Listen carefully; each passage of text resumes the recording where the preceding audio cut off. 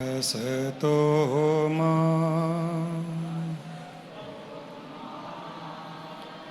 सद्गमय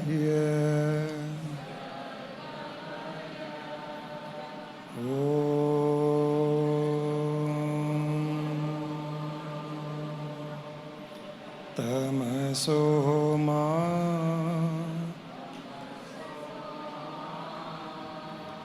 ज्योतिर्गमय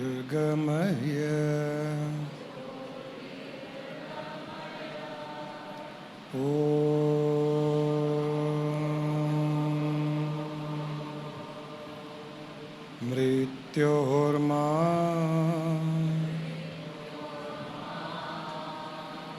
अमृतंगमय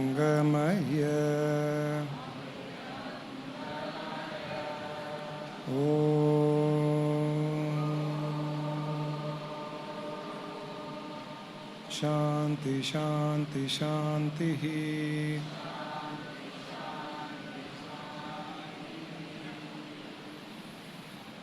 हरिओम तत्सत।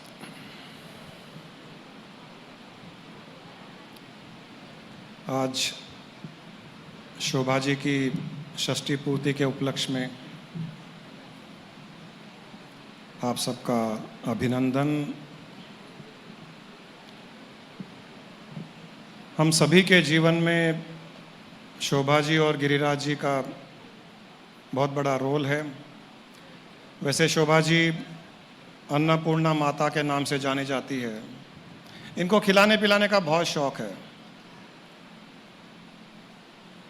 और शायद वो एक इनकी क्वालिटी हमसे नज़दीक लाने में भी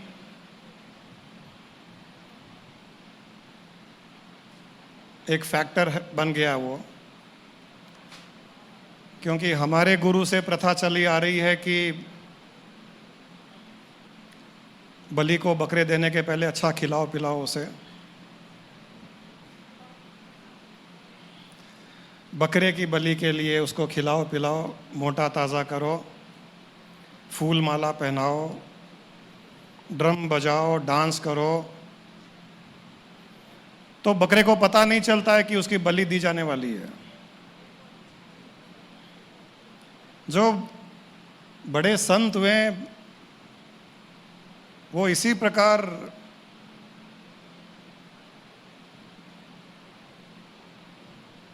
सांसारिक बकरियों की बलि देते थे, जिसका अर्थ है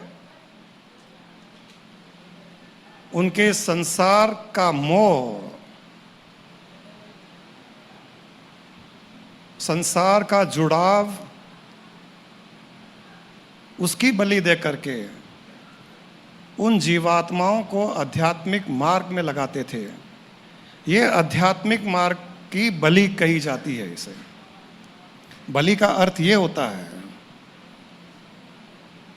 बकरे की बलि दे करके उसे उसका मांस खाने के लिए नहीं होता है।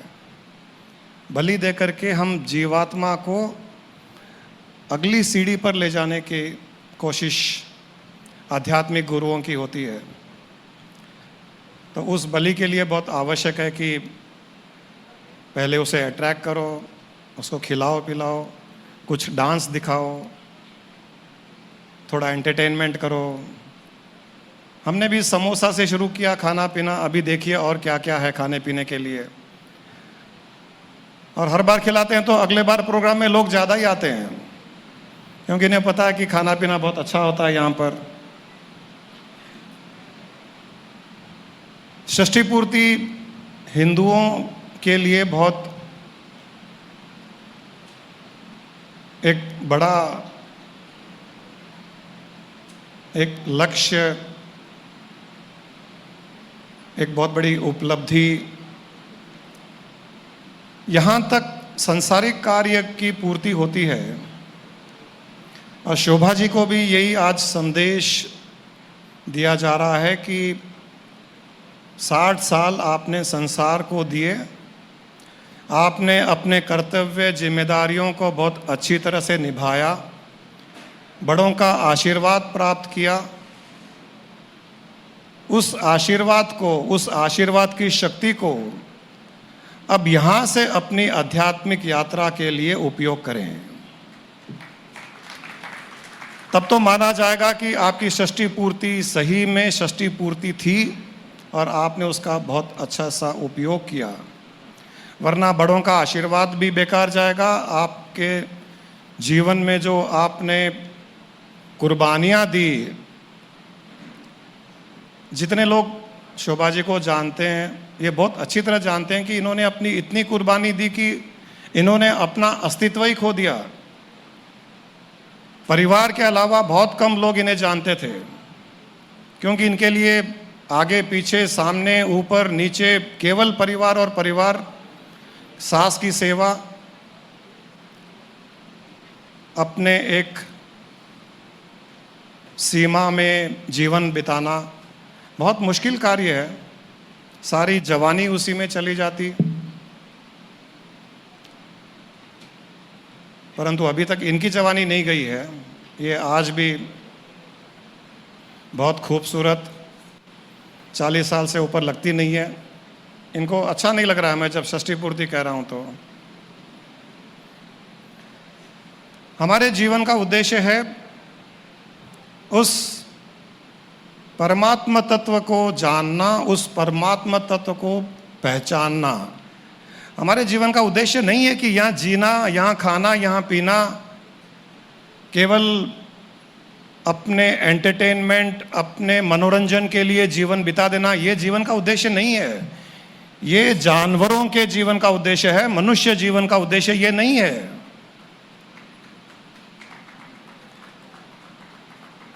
क्योंकि मनुष्य एक ऐसा जीव है जो 84 लाख योनियों में एकदम डिफरेंट है, सबसे अलग। इस मनुष्य योनि को तो भगवान तक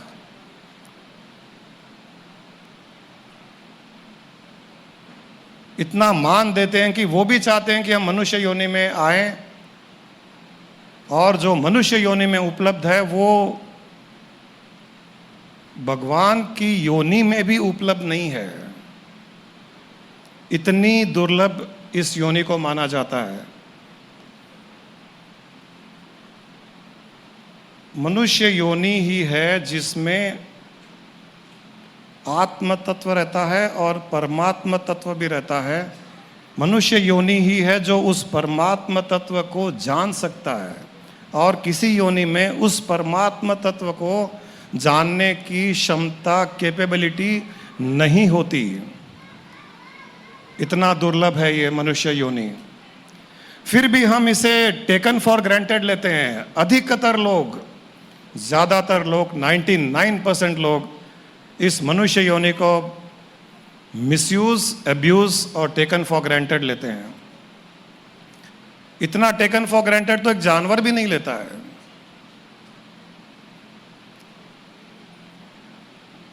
रामचरितमानस में एक 2 लाइन के दोहे में, एक श्लोक में सृष्टि के 3 रहस्य बताए गए हैं। उन रहस्यों पर भी अगर कोई ध्यान दे, इस रामचरितमानस के दोहे पर कोई ध्यान दे और जीवन में उतार ले इस 2 लाइन के दोहे को, आपका जीवन दूसरे मनुष्यों से अलग होगा।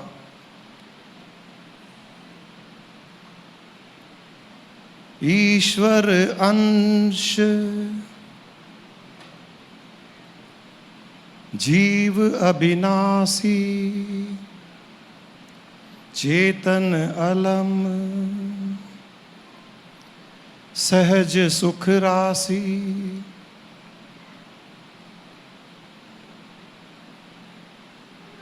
निज सुख बिनु मन कोई की भ्याति।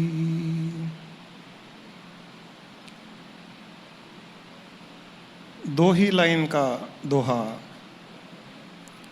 रामचरितमानस में। कई लोगों ने पढ़ा होगा, पढ़ते हैं लेकिन उतारते नहीं।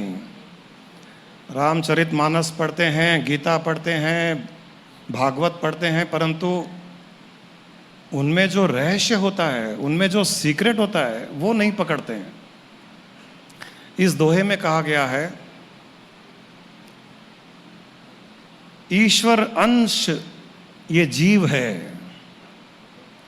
हम जो जीवात्मा है, इस दोहे में कहा गया है, वो ईश्वर का ही अंश है, परमात्मा का अंश है, परब्रह्म का ही अंश है। उसका अर्थ है, अंश का अर्थ यह होता है कि जिससे ये उत्पन्न हुआ है, उसमें जो गुण है वो अंश में सारे के सारे गुण है। दूसरा अर्थ ये है कि इसमें और उसमें कोई अंतर नहीं। अंश का अर्थ यह होता है, समुद्र है, इतना विशाल समुद्र है, उसकी एक बूंद अंश कही जाती है। उस एक बूंद में समुद्र के सारे गुण होते हैं। समुद्र में और एक उसकी बूंद में कोई भिन्नता नहीं होती। जब समुद्र के और उसके एक बूंद में कोई फर्क नहीं होता, तो हम में और परमात्मा में फर्क कहां से हुआ? कैसे हो सकता है? संभव ही नहीं। इसीलिए रामचरितमानस में साफ कहा है, ईश्वर अंश तू जीव है। हे जीवात्मा, तू ईश्वर अंश ही है। उसका अर्थ है ईश्वर स्वरूप ही है, तू परमात्मा ही है, पूर्ण परमात्मा। ओम पूर्णमदः पूर्णमिदं पूर्णात् पूर्णमदः, ये हम कई बार श्लोक गाते हैं। उसमें भी यही कहा गया कि तुम पूर्ण से उत्पन्न हुए वे पूर्ण हो। दूसरा इसमें ये सीक्रेट है कि उसके अंश होने के कारण सहज रूप से, हे जीवात्मा, तुझ में सुख को अनुभव करने की क्षमता है, क्योंकि उसमें वो तो सदा सुखी है और उसके अंश हो। जैसे समुद्र का पानी नमकीन होता है, एक बूंद को भी आप चख लीजिए, आपको नमक का स्वाद आ जाएगा कि समुद्र के पानी में नमक है। वैसे ही वो कहते हैं कि उसमें वो सदा सुखी है, परमात्मा सदा सुखी है। उसके अंश रूप जीवात्मा तुम में भी सहज रूप से सुखी रहने की क्षमता है। परंतु जीव सुखी क्यों नहीं है? परंतु जीव सुखी क्यों नहीं है? जब जीव में सुख पाने की, सुख को अनुभव करने की सहज क्षमता है, जो परमात्मा में है वो जीवात्मा में भी है, फिर जीव सुखी क्यों नहीं है? इसका प्रश्न दीजिए। जिस दिन इसका प्रश्न, इस प्रश्न का उत्तर जिस दिन आपको समझ में आ जाएगा, आपका जीवन उसी पल बदल जाएगा। जब मेरे अंदर सुख पाने की, सुख को अनुभव करने की सहज रूप से क्षमता है, फिर मैं सुखी क्यों नहीं? मैं 24 घंटे सुखी क्यों नहीं? ये एक बड़ा प्रश्न है। ये इसका उत्तर केवल एक ही शब्द में आता है कि हमारे अंदर वो सुख होते हुए भी हम दूसरों से सुख की आशा करते हैं।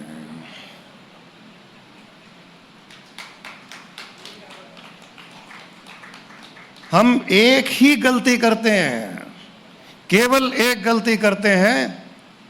अंदर सुख कूट कूट के भरा हुआ है। There is a treasure of happiness, there is treasure of joy. We are filled with natural joy and happiness.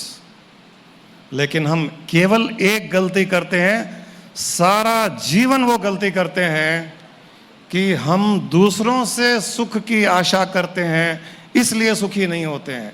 जिस दिन, जिस पल आप दूसरों से सुख की आशा बंद करते हैं, उसी पल आपके अंदर का सहज सुख बाहर आ जाएगा। इससे बड़ा सीक्रेट संसार में है ही नहीं।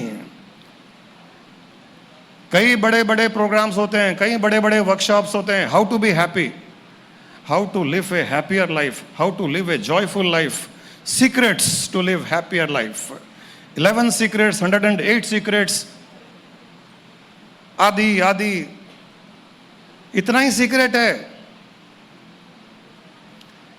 आप जितने भी यहां बैठे हुए हैं या जितने यहां नहीं है, सभी लोग एक मोमेंट, एक पल हमारे जीवन में नहीं, रोज आता है जब हम पूर्ण सुख का अनुभव करते हैं। रोज हम पूर्ण सुख का अनुभव करते हैं। कब करते हैं? गहरी निद्रा में, सुषुप्ति अवस्था में, डीप स्लीप में।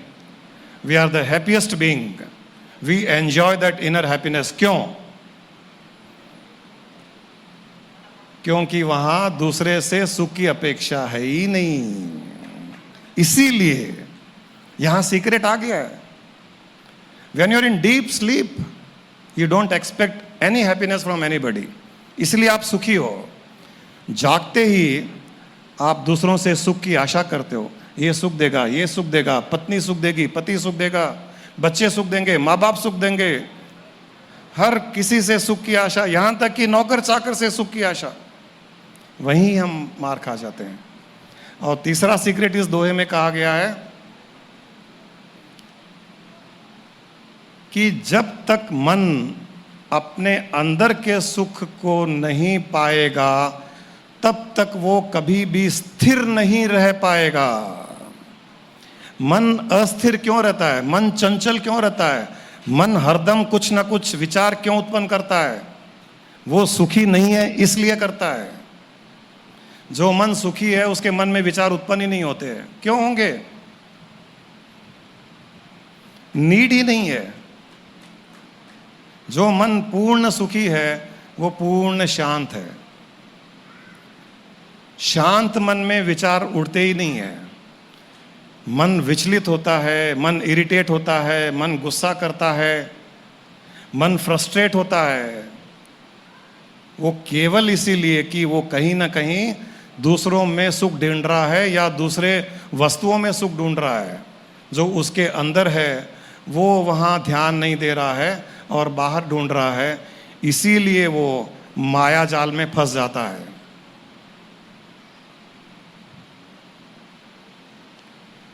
माया किसे कहते हैं आपको पता है? किसी ने बड़े सुंदर तरीके से समझाया है। कई लोग यहां अभी बैठे हुए हैं लेकिन मन माया जाल में ही है। मन यहां नहीं है क्योंकि अंदर माया घूम रही है।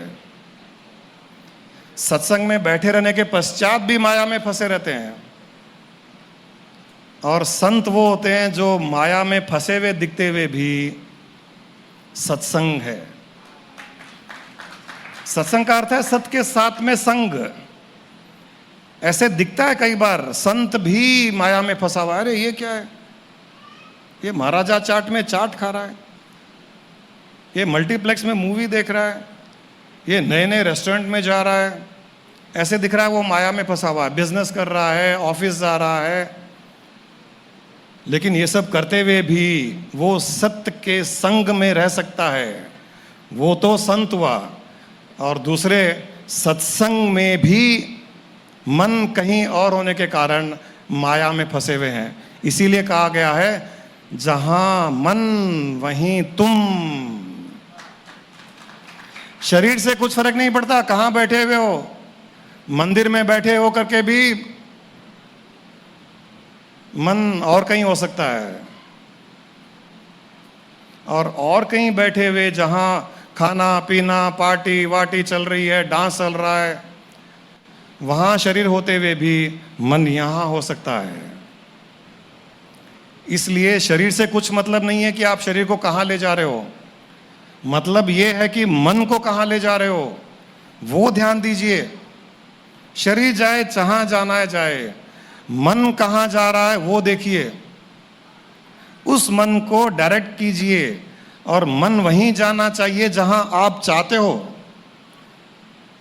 मन अपनी मर्जी से जाए ऐसा नहीं होना चाहिए, वो आपका मन है ही नहीं, फिर आप मन के गुलाम हो गए। अरे भगवान ने मन से हजारों गुना अधिक शक्ति आपके अंदर दी है कि मन को कंट्रोल रखो। उस शक्ति को हम यूज नहीं करते हैं और मन के गुलाम होकर के मन की शक्ति के अनुसार हम कार्य करते हैं। माया किसे कहते हैं? किसी ने बहुत अच्छा समझाया, जैसे कहीं सूर्य दिखाई दे रहा है आपको, दिन के टाइम में सूर्य दिख रहा है, आप सूर्य की ओर जा रहे हैं, सामने सूर्य है, आप सूर्य की ओर जा रहे हैं, परछाई कहाँ होगी? परछाई पीछे चलेगी और आप मुड़ करके सूर्य से दूर जा रहे हैं, उल्टा जा रहे हैं। सूर्य वहीं है, आप मुड़ करके सूर्य से दूर जा रहे हैं, आपका चेहरा इधर है, सूर्य उधर है, परछाई कहाँ जाएगी? अब परछाई आपके सामने होगी। आप सूर्य से जब उल्टा चल रहे हैं, सूर्य से दूर जा रहे हैं, आपका चेहरा सूर्य से उल्टी तरफ है, तो परछाई आपको सामने दिखाई देगी। खुद के सामने परछाई देखी, और जब सूर्य की ओर जा रहे हैं तो परछाई पीछे होगी। सूर्य है आध्यात्मिक सूर्य, ईश्वर तत्व, परमात्मा तत्व। आप जीवात्मा तत्व, परछाई माया। परमात्मा तत्व की ओर जब आत्म तत्व चलता है तो माया पीछे पीछे आती है, और जब आप परमात्मा तत्व से दूर जाते हो, उससे उल्टा जाते हो, तो माया आपके सामने चलती है और आप माया के पीछे चलते हो। पूरा का पूरा खेल उल्टा हो गया। जब परमात्मा की ओर जा रहे हैं, माया आपके पीछे चलती है, वो हिम्मत नहीं कर सकती कि आपके सामने आ जाए। उससे दूर जाओगे, उल्टा जाओगे, आप माया के पीछे चलते हो, आप परछाई के पीछे चलते हो, क्योंकि परछाई आपके आगे चलती है। यही है माया का खेल, इतना सा ही है माया का खेल। समझ में आता है तो दिमाग में बिठा लो, माया को पीछे चलाओ यार। माया के पीछे क्यों चलते हो? माया को पीछे चलाने का अर्थ ये नहीं है कि संसार छोड़ दो, परिवार छोड़ दो, बिजनेस छोड़ दो, पैसे मत कमाओ, ये नहीं है। ये सब करते हुए माया में मत फंसो। हे पीछे, माया पीछे, मैं जो चाहे वो करूंगा। मेरी परछाई बनकर के पीछे चलती जा, आगे आने की कोशिश मत करना। आपको खुली छूट है, जो करना है करो, क्योंकि सामने परमात्मा तत्व है। आप परमात्मा की ओर बढ़ रहे हो, उस ओर बढ़ते हुए आपको सारी छूट है, जो करना है करो। आपको न कोई कर्म बांधेगा, न कोई पाप पुण्य लगेगा, क्योंकि 24 घंटे आप उस परमात्मा तत्व की ओर ध्यान दिए हुए हो, तो आपको कर्म भी जकड़ नहीं पाएंगे। ध्यान उस परमात्मा तत्व की ओर रहना चाहिए। परमात्मा तत्व की ओर बढ़ते जाइए, माया जकड़ नहीं पाएगी। माया का अर्थ क्या है? माया का अर्थ है कर्मों के बंधन में आना, माया का अर्थ है गुस्सा आना, माया का अर्थ है अपेक्षाएं, एक्सपेक्टेशंस, माया का अर्थ है इरिटेशन, माया का अर्थ है एंगर, फ्रस्ट्रेशन, डिप्रेशन, डिसअपॉइंटमेंट। ये सारे के सारे एक वर्ड में हम इनको पैक करके डाल सकते हैं कि ये सब माया है। और ईश्वर की ओर बढ़ेंगे, परमात्मा की ओर बढ़ेंगे, वो पीछे चलेगी, वो उसको आगे आने की हिम्मत ही नहीं होगी। परंतु उससे दूर जाओगे तो वो आपके आगे आगे चलेगी।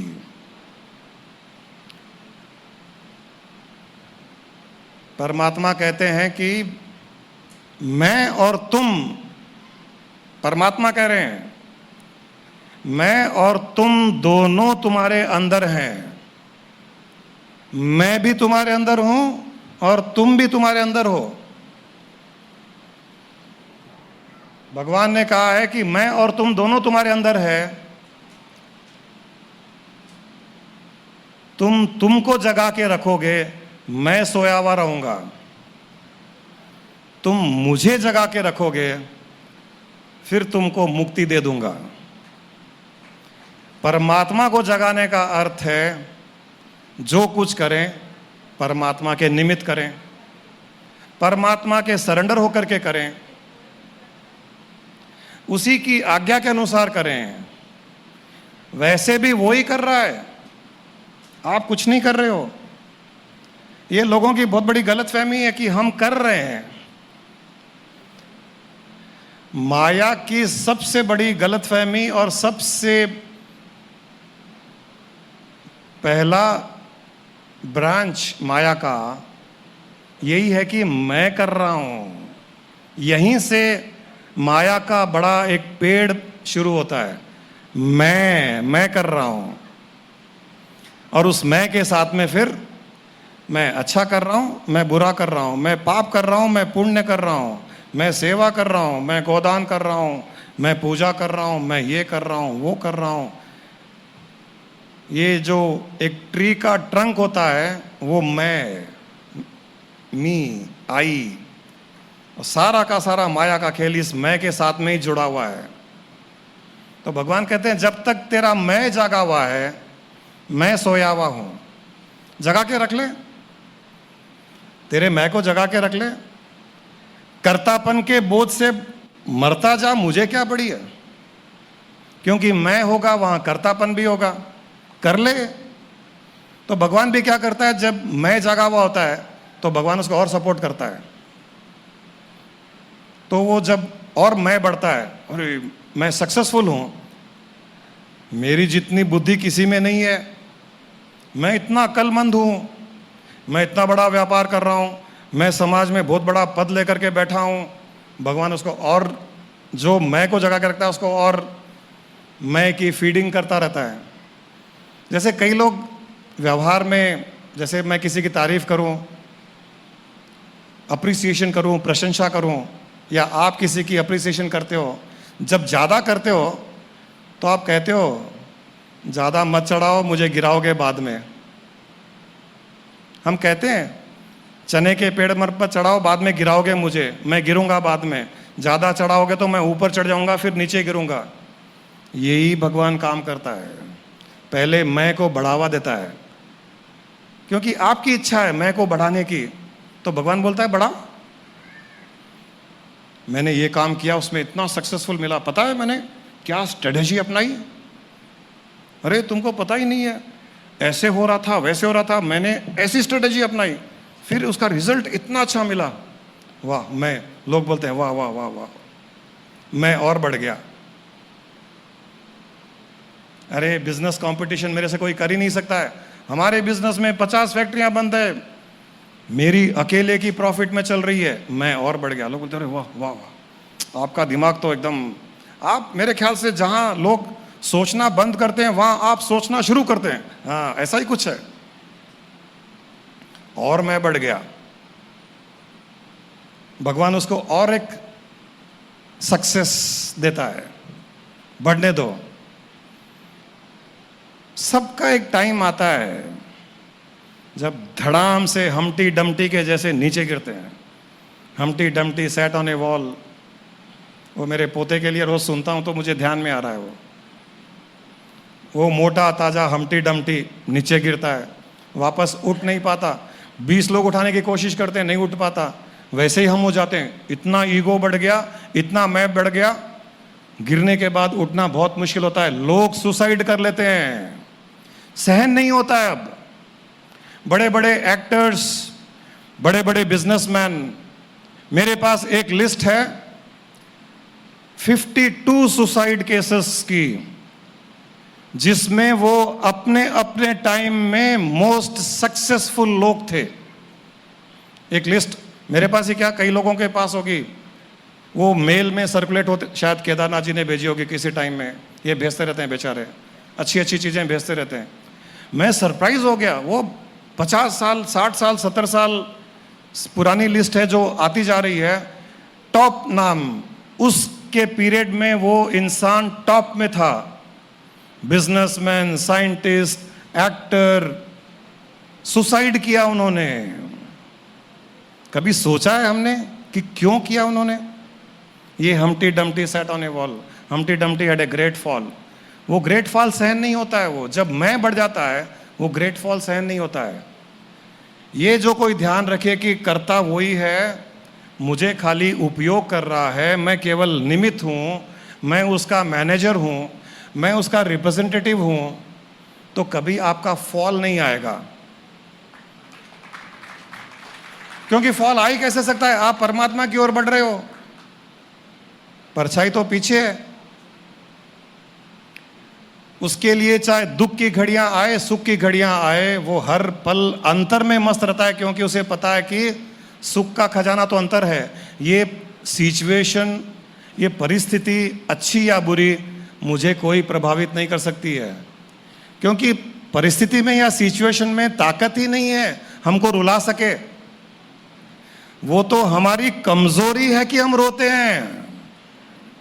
जब पेनफुल सिचुएशन आता है, जब किसी के लॉस लगता है, या कोई हर्ट करता है, कोई गाली देता है, कोई हमें नीचा दिखाता है, उनके बोलने में शक्ति नहीं है, सिचुएशन में शक्ति नहीं है, परिस्थिति में शक्ति नहीं है, वो हमारी कमजोरी है, उसके कारण हम रोते हैं। वो कमजोरी जिस दिन दूर हो जाए, आपका रोना बंद हो जाए, लोग चिल्लाए, गालियां दे, थप्पड़ मारे, कुछ फर्क नहीं पड़ेगा, क्योंकि अंदर जाकर के तो कोई आपको छू ही नहीं सकता है। किसी को चैलेंज कीजिए कि मेरे मन को छू करके दिखाए, शरीर को छू लेगा, मन तक कैसे पहुंचेगा? पहुंच ही नहीं सकता, रास्ता ही नहीं है, अनलेस आप अलाउ करो। और आप तो हर एक को अलाउ करते हो। हाँ भाई आ जाओ, आओ मुझे रुलाओ, आओ मुझे धोखा दो, आओ मुझे डिप्रेस करो, आओ मुझे डिसअपॉइंट करो, आओ भाई आओ। अच्छे लोगों को नहीं बुलाते हो, रुलाने वाले को हाथ खोल करके खड़े हो घर में।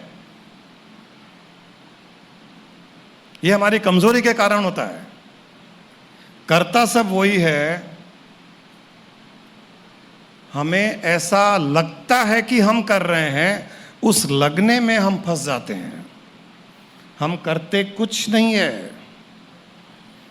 जिस दिन ये सीक्रेट आपको, जिसको भी समझ में आ जाए, लाइफ बदल जाए।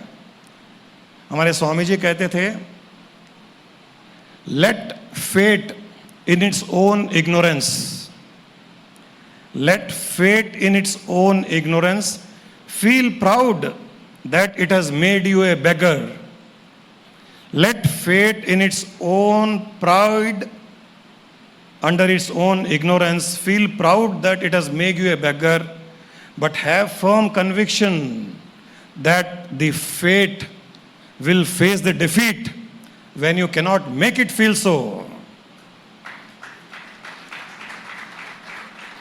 बहुत गहरा अर्थ है, शायद सबकी समझ में नहीं आया होगा,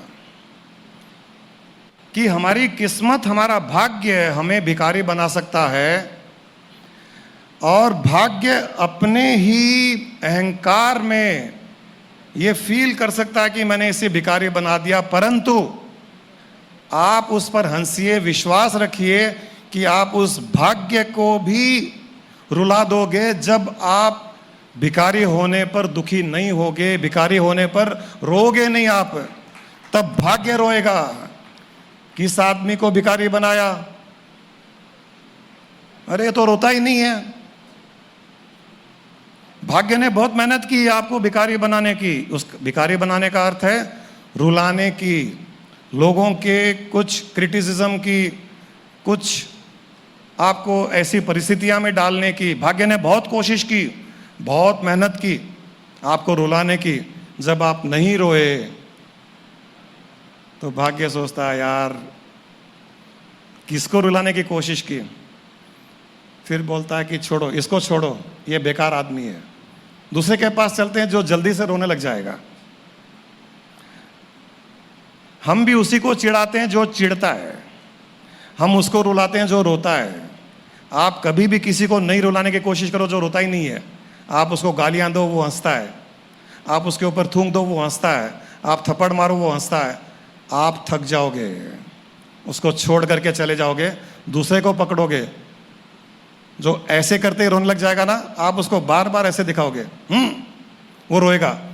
जब भी आप मिलोगे ऐसे करोगे, वो रोएगा, आपको मजा आता है। जो रोया नहीं उसको हाथ दिखाओ, पांव दिखाओ, रोता ही नहीं है तो मतलब ही नहीं है। सारा का सारा खेल उसका है, सारी की सारी शक्ति उसके द्वारा संचालित है, वो ही सारी सृष्टि चला रहा है। जब सृष्टि को उत्पन्न कर सकता है, उसकी शक्ति का कभी हमने सोचा है? जिसने इस धरती को उत्पन्न किया, जिसने सूर्य चंद्रमा को उत्पन्न किया, जिसने हम जीवात्माओं को उत्पन्न किया, सारी सृष्टि को चलाता है। धरती अपने जगह टिकी हुई है, सूर्य अपने जगह टिका हुआ है, चंद्रमा धरती के चक्कर लगा रहा है, धरती अपने जगह गोल गोल घूम रही है, और हजारों तारे आसमान में टिमटिमा रहे हैं। कभी भी आपस में टक्कर नहीं हुई। जो इतना परफेक्ट काम कर सकता है वो हम जीवात्माओं को नहीं चला सकता?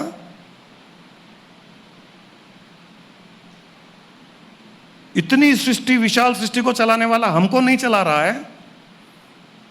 ये सबसे बड़ी अज्ञानता। अगर कोई सोच ले कि हम तो खुद ही चल रहे हैं, बाकी चीजें वो चला रहा है, बट बाकी हम कर रहे हैं, जो हम कर रहे हैं वो तो हम ही कर रहे हैं, वो नहीं कर रहा है, सबसे बड़ी अज्ञानता है।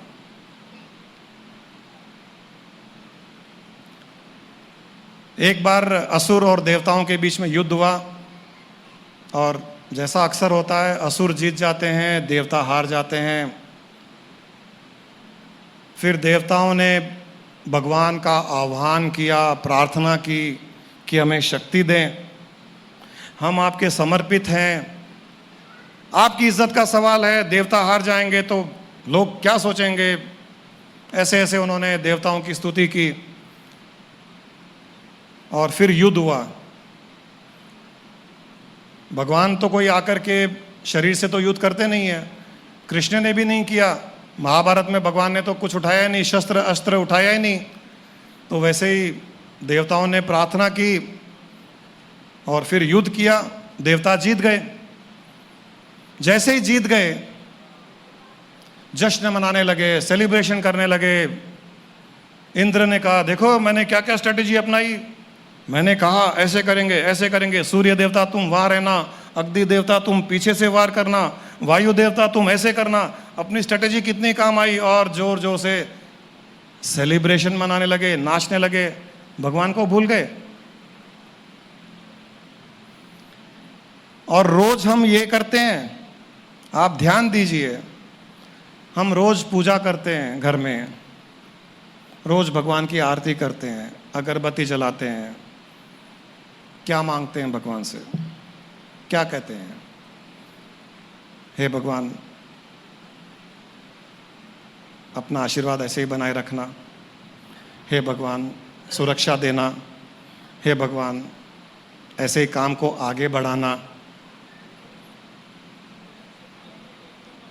ऐसी बातें करते हैं मन में। तो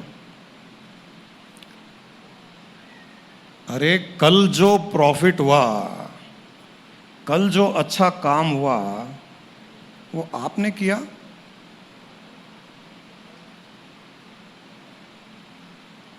कि भगवान से कह रहे हो कि ऐसा ही आशीर्वाद देना, प्रोटेक्शन देना। तुम आज अगर प्रार्थना कर रहे हो, पूजा रूम में पूजा कर रहे हो, तो उसकी सुरक्षा के कारण आज जीवित हो और पूजा रूम में पूजा कर रहे हो।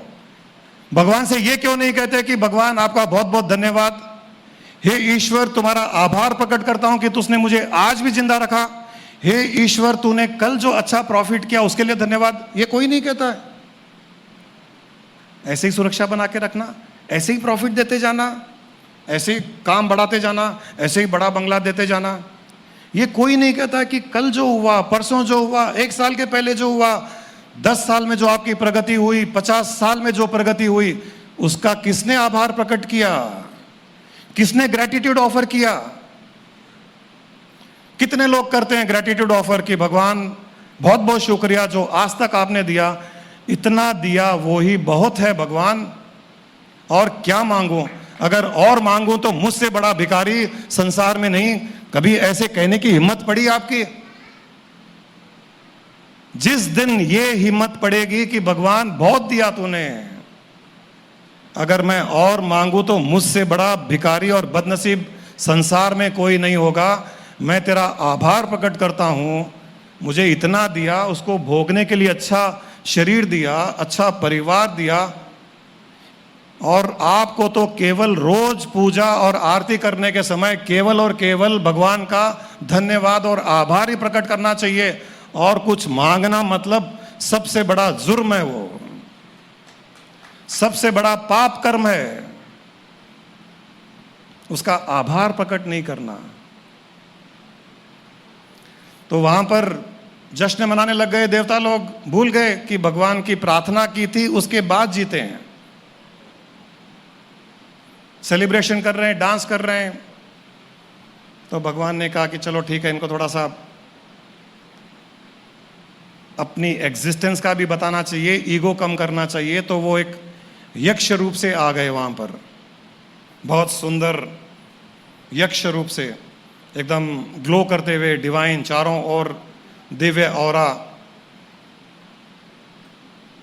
तो अंदर सेलिब्रेशन चल रहा था, बाहर जो यक्ष खड़ा था इतना डिवाइन था कि अंदर तक उसकी दिव्यता झलक रही थी। तो इंद्र ने कहा कि कोई बाहर खड़ा हुआ दिख रहा है। अग्नि देवता को भेजा कि अग्नि देवता तुम जाओ, पता करो कौन है ये, हम यहाँ सेलिब्रेट कर रहे हैं, बाहर कौन खड़ा है, पता करो कौन आया है। तो अग्नि देवता बाहर गए, यक्ष खड़ा था। अग्नि देवता का अपना अहंकार। अग्नि देवता ने कहा कि आप कौन है? उसने कहा तुम कौन हो? कहा मुझे तुम कहते हो? मैं अग्नि देवता हूं। मैं सारी सृष्टि में अग्नि को व्याप्त करके रखता हूं। मैं जिसको चाहो उसको एक पल में केवल दृष्टि से जलाकर भस्म कर सकता हूं। बोले अच्छा, आप में इतनी शक्ति है? तो बोले तुम कोई नए परिंदे दिख रहे हो यहां पर, तुमको पता नहीं है अग्नि देवता क्या होता है? बोले नहीं, मुझे तो पता नहीं है। तब यक्ष ने कहा कि एक सूखा घास का टुकड़ा, सूखी हुई घास का टुकड़ा उसने जमीन पर रख दिया और कहा कि आप इसे जलाकर दिखा दीजिए। अग्नि देवता जोर जोर से हंसने लग गए। बोले एक क्षण में, एक पल में सारी सृष्टि को जला के राख कर सकता हूं। इतना समझाने के बाद भी समझ में नहीं आया। ये सूखा घास का पत्ता, बोले हाँ, एक सैंपल के लिए, थोड़ा मुझे पता चल जाएगा कि आप में कितनी शक्ति है। तो उसने केवल मुस्कुराते हुए ऐसे उसकी तरफ देखा, सूखा घास का पत्ता, ऐसे देखा, नहीं जला। थोड़ा नज़र को तेज किया, नहीं जला। अब उसकी समझ में नहीं आया कि ये क्या हो रहा है। अब उसने थोड़ी शक्ति बढ़ाई और उसके ऊपर अपना जोर लगाया। सूखा घास का पत्ता ऐसे ही जल जाए, धूप में रख दो जल जाए। अग्नि देवता सारी सृष्टि की शक्ति, अपनी अग्नि की शक्ति सारी की सारी सिमट कर उस सूखे घास के पत्ते पर डाल दी, कुछ नहीं हुआ। अग्नि देवता की समझ में नहीं आया कि ये क्या हुआ। वो अंदर गए, इंद्र से कहा कि मुझे पता नहीं कौन है, कुछ अद्भुत कोई दिख रहा है। तो उसने सोचा ठीक है, ये अग्नि देवता कुछ नहीं कर पाया। उसने वायु देवता को भेजा। फिर वही वायु देवता ने जाके पूछा, भाई कौन हो तुम? उसने कहा तुम कौन हो? बोला मैं वायु देवता हूँ, सारी सृष्टि में मैं व्याप्त हूँ। मैं जहाँ चल जाऊँ, थोड़ा जोर से चल जाऊँ, मेरे सामने जो आए वो गिर करके नाश हो जाता है। बोला अच्छा, इस सूखे घास के पत्ते को थोड़ा सा हिला करके दिखाना। हंसने लग गया वो। मुगैम्बो खुश हुआ ऐसे कि मुझे छोटा सा घास के तिनके को हिलाने के लिए कह रहे हैं। तो उसने तो खाली अपनी सांस को ही वहां ले जा करके कि ये तो मेरी सांस बाहर निकलती हुई सांस से ही उड़ जाएगा, ऐसे किया, पत्ता का वहीं रहा। मुंह से फूंक मारा, पत्ता हिला नहीं, इतना सा सूखा पत्ता। अब उसकी भी समझ में नहीं आया। उसने हाथ किया, टांग हिलाया, सारी सृष्टि की वायु को खींच करके उसने उस पत्ते को हिलाने की डाल दी, पत्ता टस से मस नहीं हुआ। वो भी अपनी बेइज्जती मान करके अंदर गया, इंद्र से कहा कि मुझे पता नहीं कौन है, ये तो कोई अद्भुत लग रहा है। तो इंद्र स्वयं बाहर आया, लेकिन वहाँ कोई नहीं था, केवल वो घास का टुकड़ा था। तो इंद्र ने पूछा कि कौन है यहाँ, कौन था, क्यों अदृश्य हो गए? तब वहाँ पर दुर्गा माता प्रकट हुई। उन्होंने कहा, इंद्र, तुमने जो अभी युद्ध जीता असुरों से, ईश्वर से प्रार्थना करने के कारण जीता। ईश्वर ने अपनी शक्ति लगाई, तुम देवताओं के पीछे, उसके कारण जीता। जीतने के पश्चात ईश्वर को धन्यवाद भी नहीं किया, भूल गए और अपने ही अहंकार में मस्त हो। वो जो यक्ष थे, परब्रह्म परमात्मा शरीर धारण करके आए थे वहाँ पर, और तुमको ये ज्ञान देने के लिए कि सृष्टि में एक सूखा घास का पत्ता भी उनकी इच्छा के बिना नहीं हिल सकता है।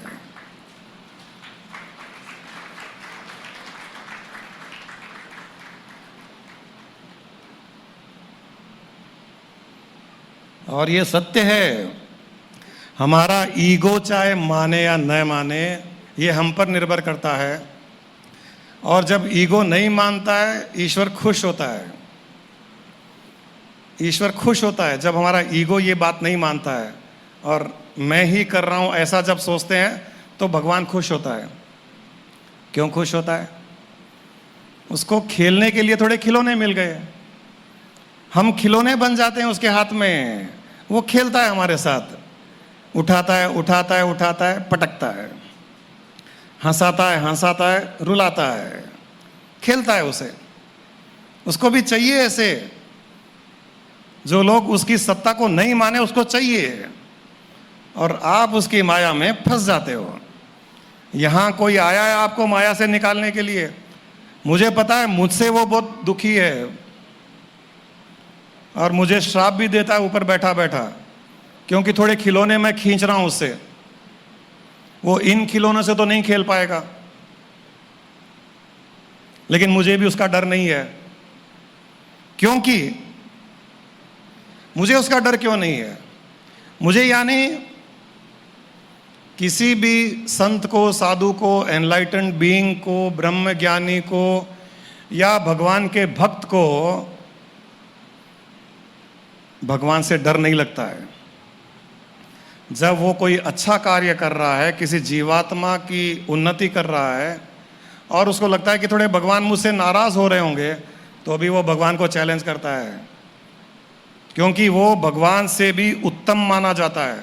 भगवान का भक्त भगवान से भी बड़ा और उत्तम माना जाता है। एक बार एक भक्त ने भगवान से पूछा कि ये भगवान, दुनिया में सबसे बड़ी चीज और उत्तम चीज क्या है?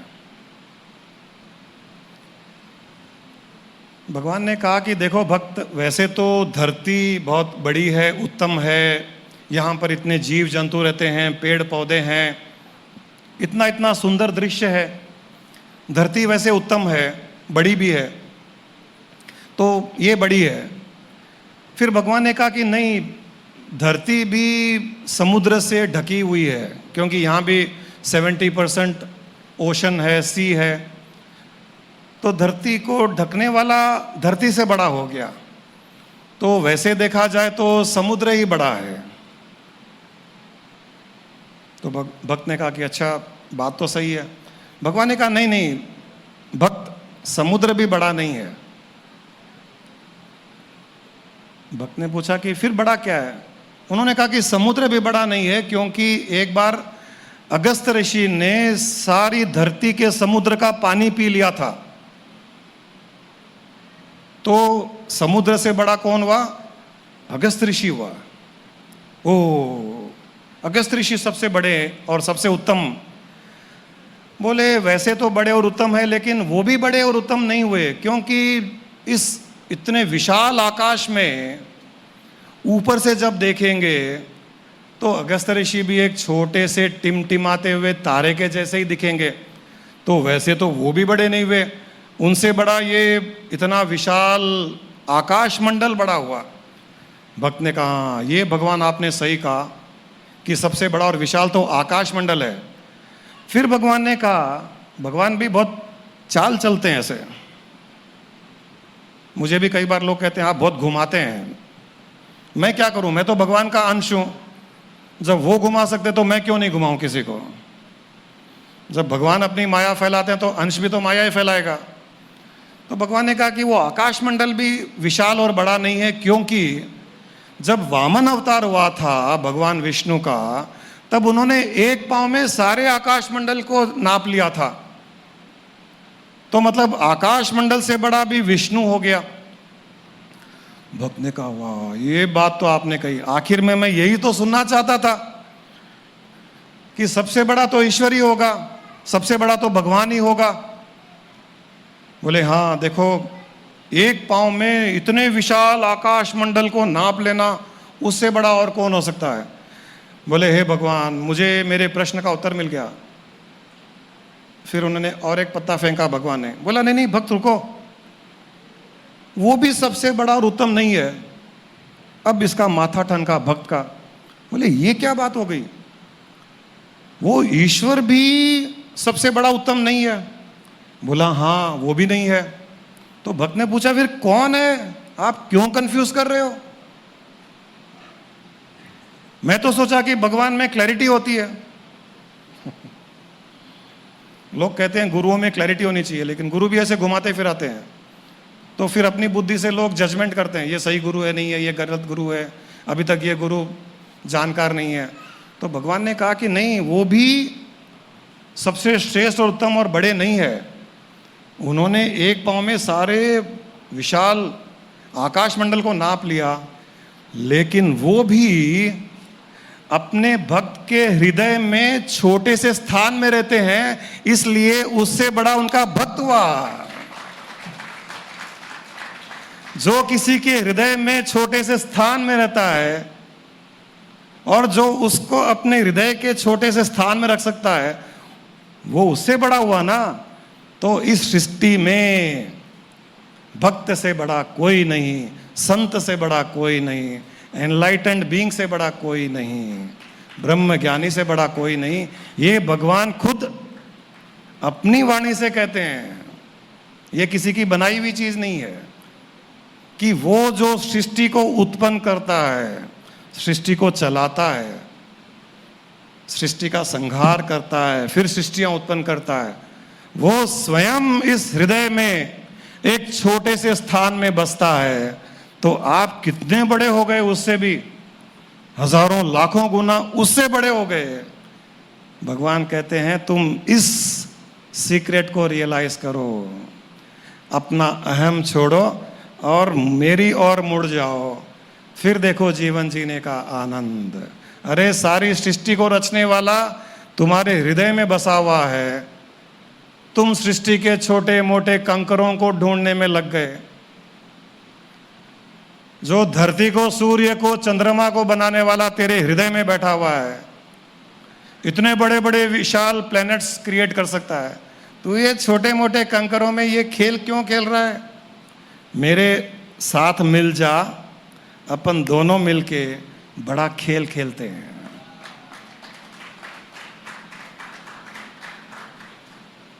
जो गुरु माँ अपने आनंद पूर्णानंदा एंथम में कहती है, I am the creator, I am the creation, my creation is for my recreation. यही भगवान कहता है। अरे तू आजा, अपन दोनों मिलके इस क्रिएशन का खेल खेलते हैं।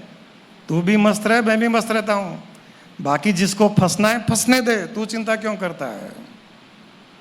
ये अल्टीमेट ज्ञान है, ये अल्टीमेट नॉलेज है। भगवान यही कहता है, तेरे अंदर मैं भी हूँ, तेरे अंदर तू भी है। जब तक तू जगा हुआ है मैं सोया हुआ हूँ।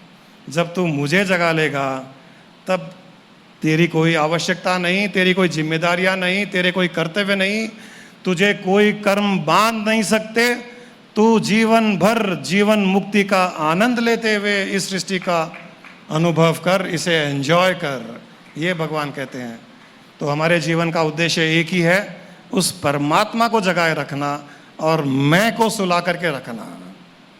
मैं सोया हुआ रहेगा तो सुखी रहेगा, परमात्मा जगा हुआ रहेगा तो आंखें खुली रहेगी। जब भी आप सुखी रहोगे तो आंखें बंद होने के टाइम भी सुखी, आंखें खुली रहने के टाइम भी सुखी, कुछ करते हुए भी सुखी, कुछ नहीं करते हुए भी सुखी, दुख में भी सुखी, सुख में भी सुखी।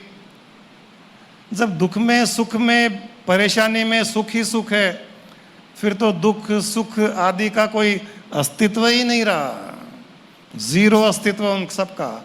ये जानना बहुत आवश्यक है। आज का सारा ज्ञान इस अन्नपूर्णा माता शोभा के लिए कि आगे चल करके यही जीवन के उद्देश्य को बना लें। केवल आप नहीं, जितने भी यहाँ जीवात्माएं पधारी हुई है, जीवात्मा को परमात्मा में कन्वर्ट कर दें इमीडिएटली, यहीं बैठे बैठे, और जीवन को मस्ती से जिए। यही आज सबके लिए एक संदेश आज का।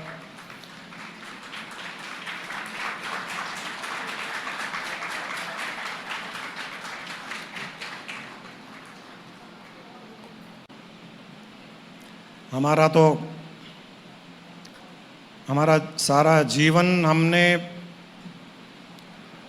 20 साल से लेकर के और अगले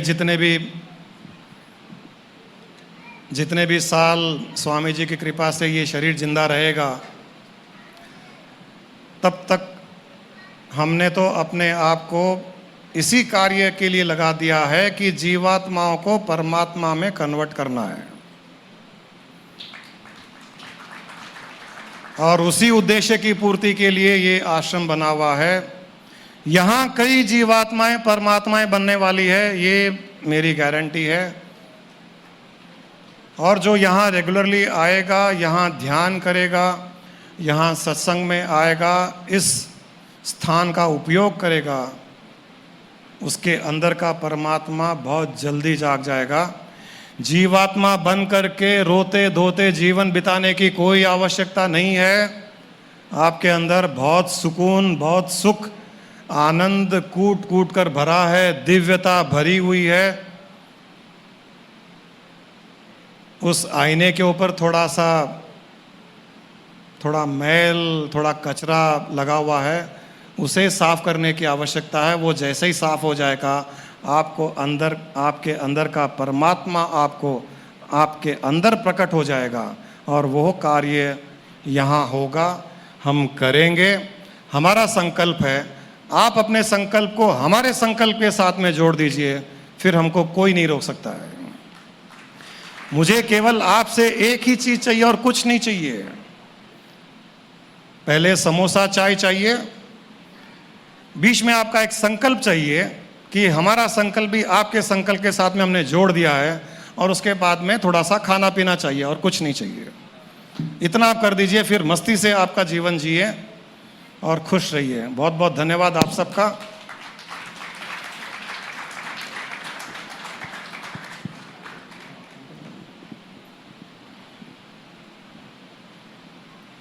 I am neither the body nor the senses. I am not the mind nor the wisdom. Pure consciousness I am.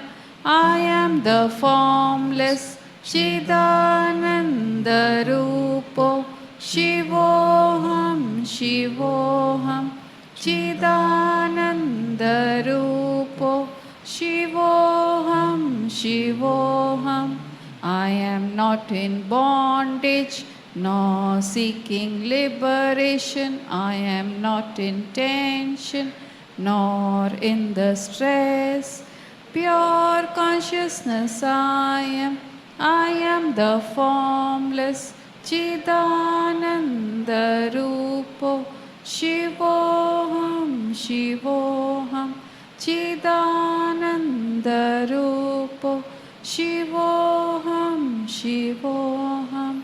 I am the creator, I am the creation. My creation is for my recreation. Pure consciousness I am. I am the formless चिदानन्दरूपो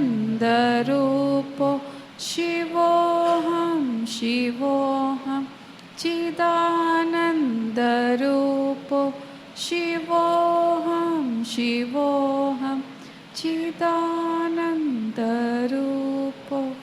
शिवोऽहं शिवोऽहं। आज जो हमने बात की उसका सारा का सारा सार एक गाने में मुझे याद आ रहा है, जो आप सुनिए 2 मिनट के लिए। वो रवि से मैं कहूँगा कि वो गाना गाए। गाने के बोल पर ध्यान दीजिए। लेटेस्ट पिक्चर का ही गाना है, हमारा बनाया हुआ नहीं है, भजन भी नहीं है, हिट मूवी का गाना है, परंतु उस गाने में सारा का सार आ जाता है, भाव आ जाता है। आप ध्यान से एक एक शब्द को सुनिएगा। तू ही तू हर जगह आज कल क्यों है। जब परमात्मा में मन लग जाता है तो ये गाना गाया जाता है। तू ही तू हर जगह आज कल क्यों है। जब गुरु में मन लगता है तभी भी ये गाना गाया जाता है। रास्ते हर दफा सिर्फ तेरा पता, मुझसे पूछे भला क्यों है।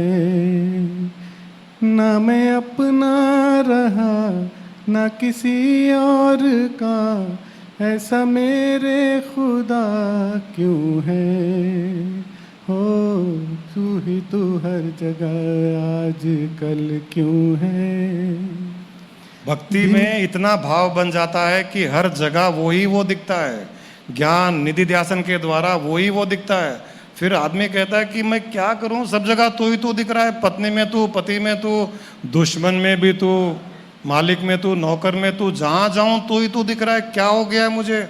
न मैं खुद का रहा न और किसी का रहा, मैं तो केवल तेरा हो गया। हे खुदा, ये क्या हो रहा है? धीमी धीमी आँच पे जैसे धीरे धीरे जलता है दिल, ये बेकरारी क्यों है, ये खुमारी क्यों है, आवारगी क्यों है हर मोड़ पर। ना मैं अपना रहा ना किसी और का, ऐसा मेरे खुदा क्यों है। हो तू ही तू हर जगह आज कल क्यों है। हुआ नहीं पहले कभी ये, छुआ नहीं दिल को किसी ने हर आरज़ू। तू ही चैनो सुकून, तू ही मन तो कहूँ, तू ही है जिंदगी। ना मैं अपना रहा ना किसी और का, ऐसा मेरे खुदा क्यों है। ओ तू ही तू हर जगह आज कल क्यों है। तू ही तू हर जगह आज कल क्यों है। रास्ते हर दफा सिर्फ तेरा पता, मुझसे पूछे भला क्यों है। ओ तू ही तू हर जगह आज कल क्यों है। तू ही तू हर जगह आज कल क्यों है।